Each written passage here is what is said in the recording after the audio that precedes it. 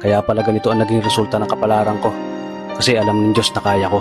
Sa edad kong to, napagod na akong magmadali. Kaya lahat ng ginagawa ko ngayon, ini-enjoy ko na lang.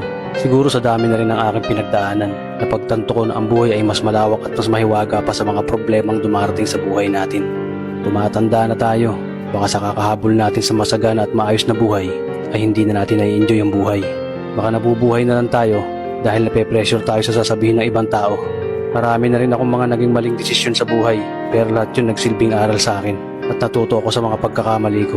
May mga taong sobra nating mamahalin at bibigyan ng halaga, pero ibabalik lang sa atin ay kabiguan at matinding trauma. Kaya wag nating lilingunin ng mga taong tulad nila dahil mas payapa kapag hindi ka na interesadong malaman pa kung ano pang balita sa kanila.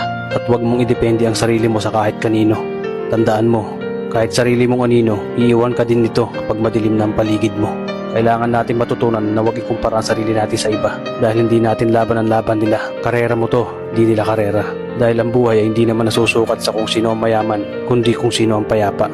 Kaya galingan mo lang palagi tol dahil napakaraming tao mapanghusga, hihilahin ka pababa. At lagi mo tong tatandaan na makakatanggap ka lang ng papuri mula sa kanila kapag patay ka na.